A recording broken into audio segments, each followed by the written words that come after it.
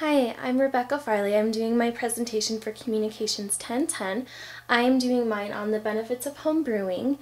In this presentation, I hope to show my audience that it's very cost effective to brew your own beer versus buying your own, especially if you're a college student. So a couple of months ago, I got married, and as one of our gifts, we received a book on how to brew beer. So we decided to go ahead and do it and try it out and see how it went, and it went wonderful. The first thing we learned about were the tools and ingredients that we would need.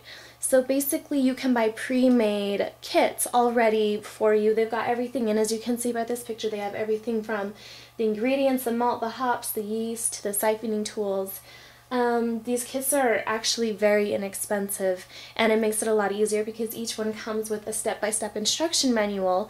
So even if you haven't read a book about it or researched it online, you can easily get the process with the step-by-step instructions. The next thing we need are bottles.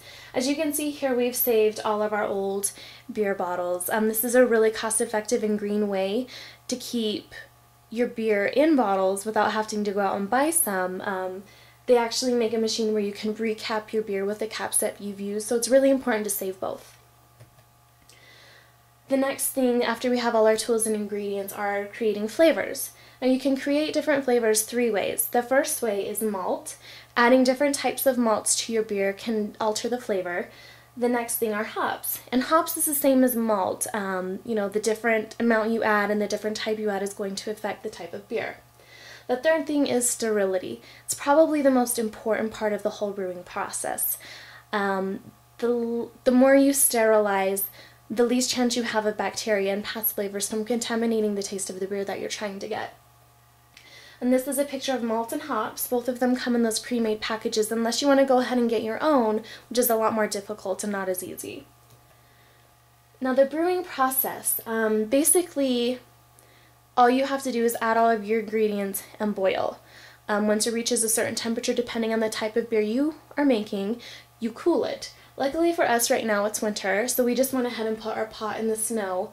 The cooling process, you want to go ahead and get it to cool as fast as you can. So if it's not snowy, you're going to have to get a little bit creative, maybe a fan, maybe an air conditioner, stuff like that.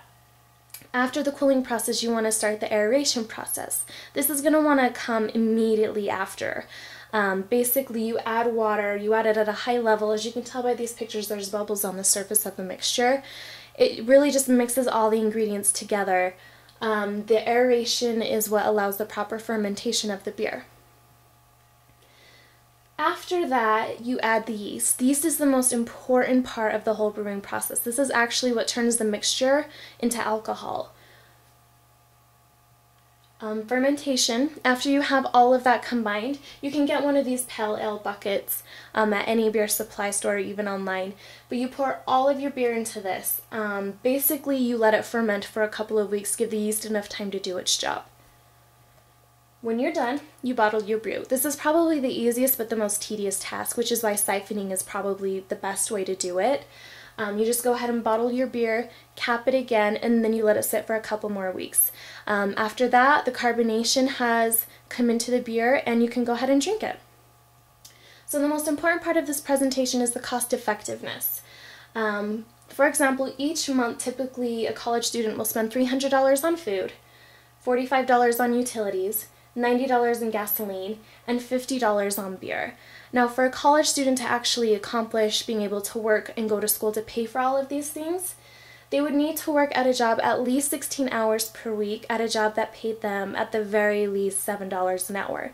Now that's without beer.